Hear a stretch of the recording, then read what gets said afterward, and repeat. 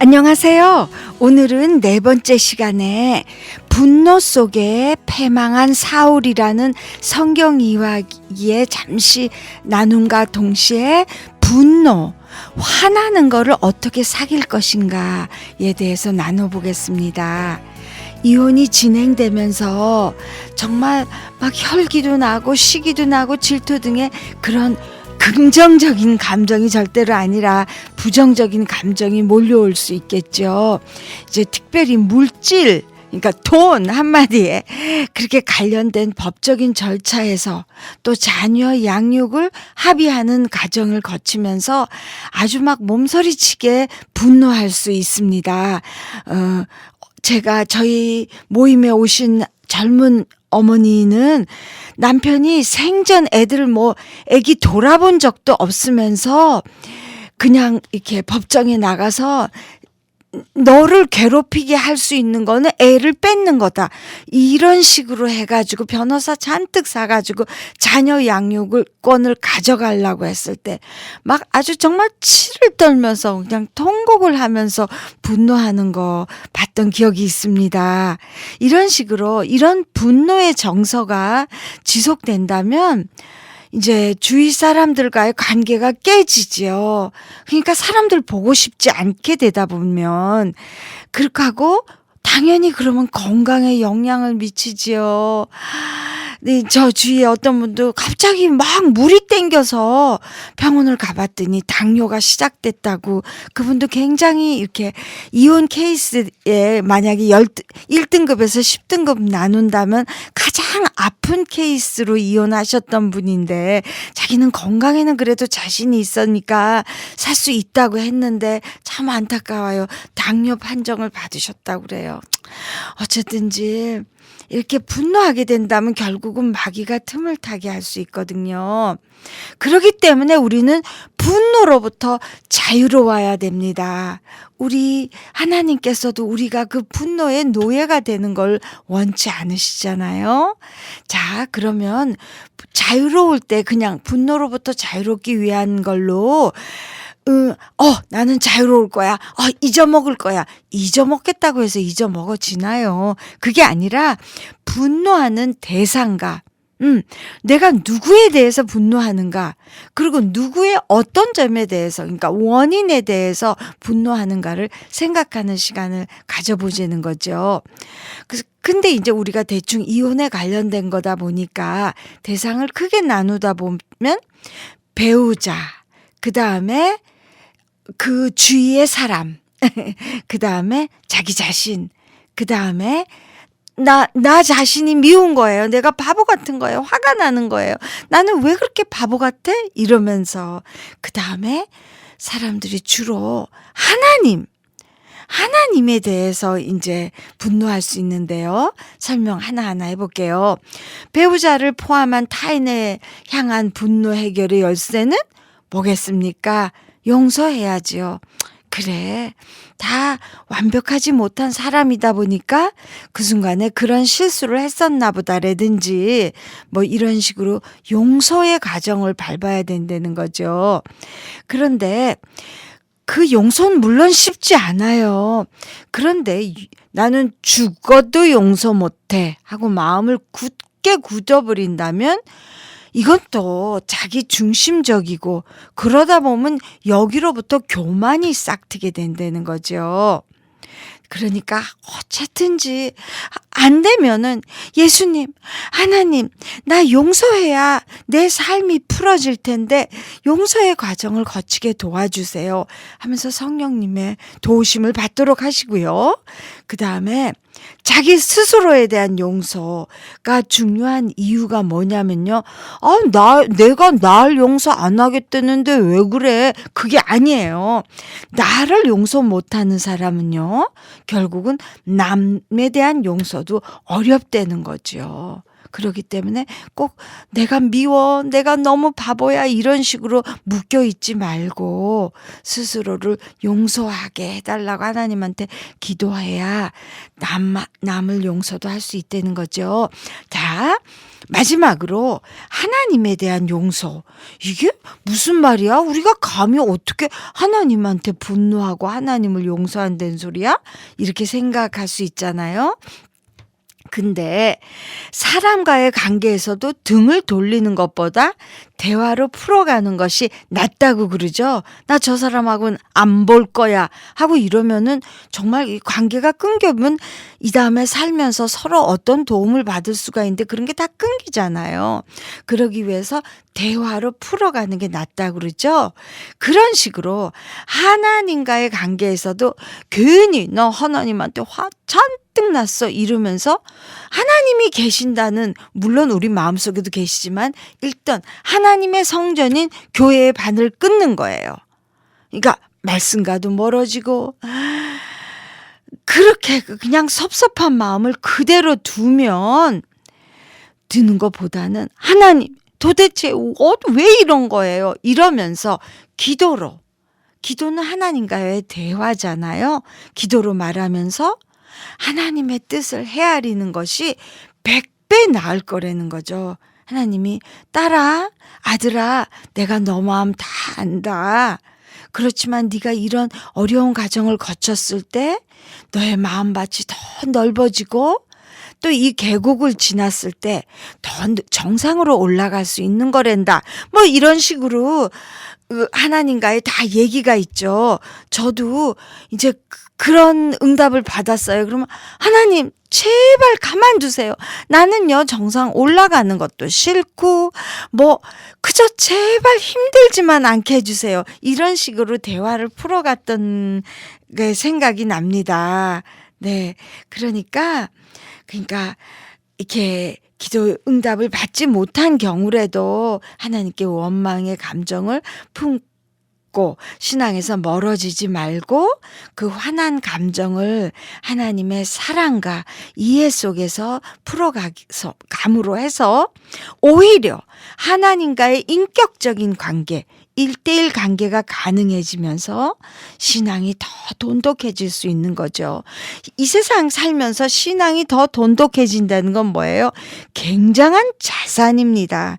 굉장한 재산이고 우리가 가질 수 있는 능력과 파워가 된다고 제가 60평생 넘게 살았는데 살수록 그렇게 느껴지는 거니까 여러분 믿어보세요.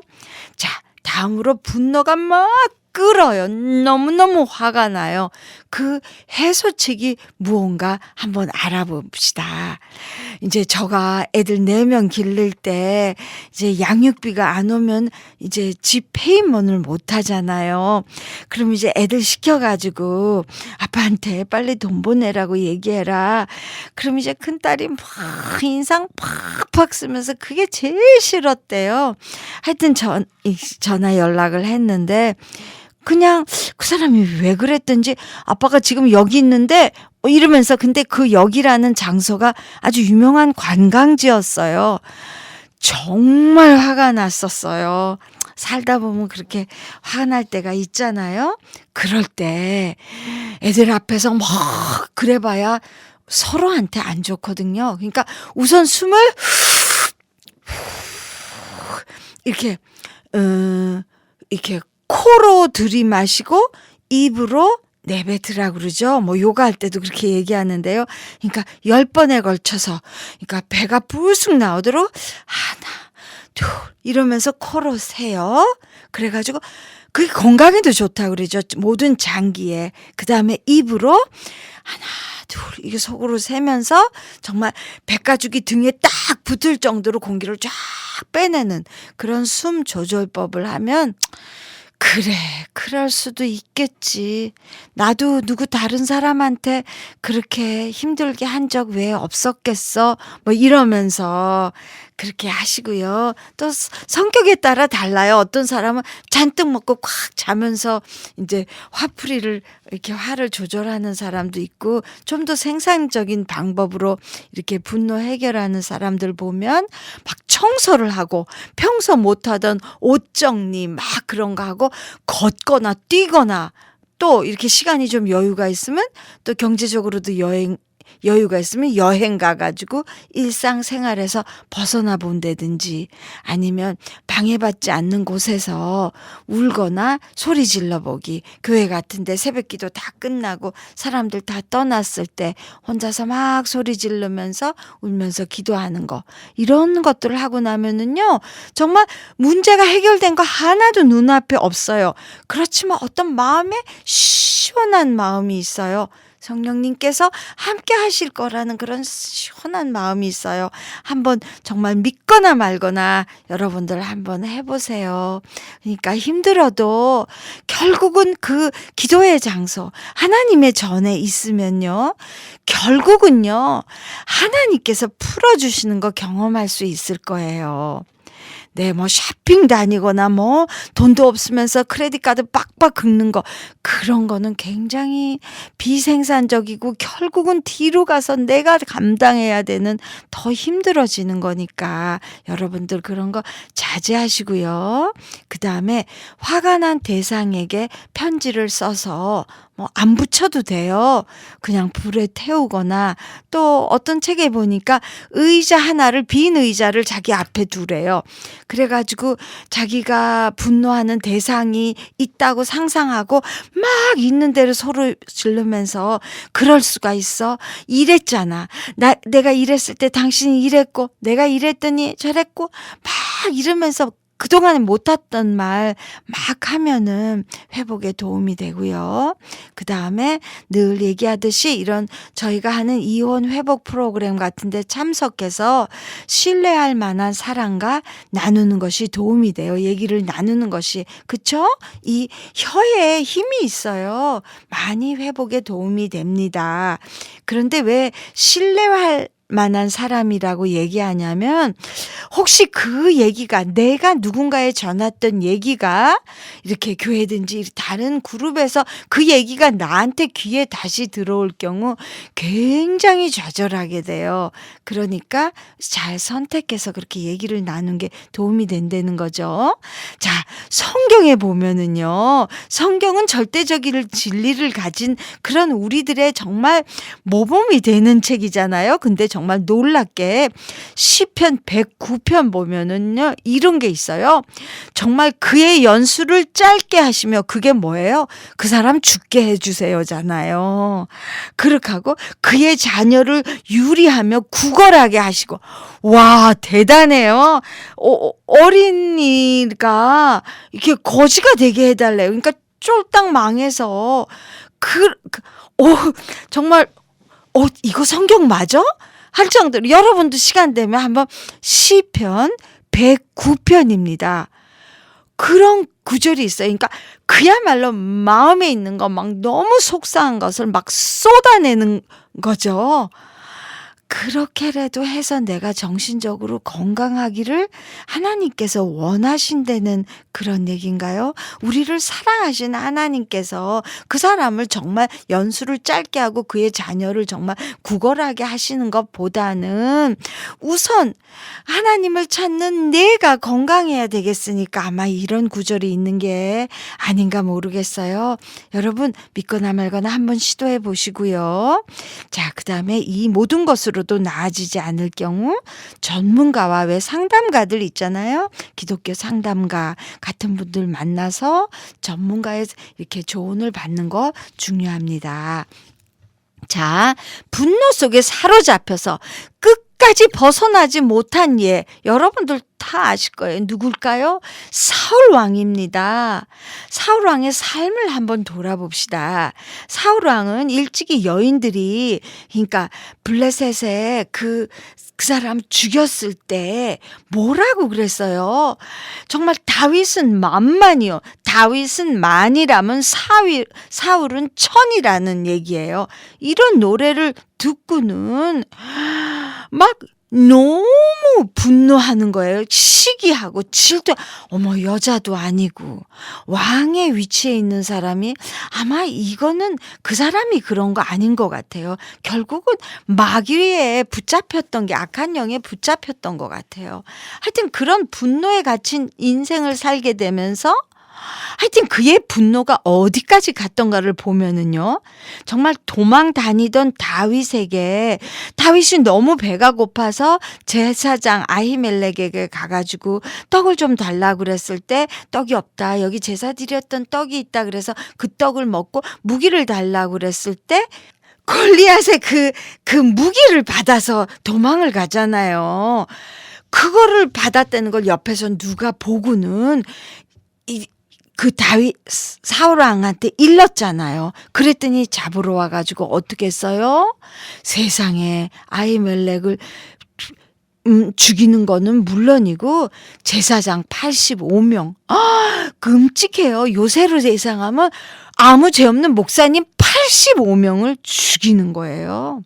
그리고 그 마을에 있던 동물 무슨 죄가 있습니까? 그 아무 죄 없는 소, 말, 젖먹이 완전히 엄마 품에 안겨서 젖먹는 그 아기까지도 그 제사장의 가족이라면 몰살시키는 일. 진짜 그랬을까? 여러분 사무엘 상 22장 18절 19절 보세요. 그런 잔인함. 완전히 복수의 이 마귀에 붙들려서 그런 잔인함을 보입니다. 결국은 어떻게 돼요? 전쟁에서 아들들과 함께 죽고 맙니다. 그러니까 뭐예요? 아무리 제가 처음에 얘기했죠. 이혼의 등급이 있다고 자기가 주도해서 그냥 나와서거나 아니면 뭐 중간쯤에는 저 사람하고 살긴 너무 힘들어. 근데 나갔을 때 하나님 나의 십자가를 걷어주시니 감사합니다.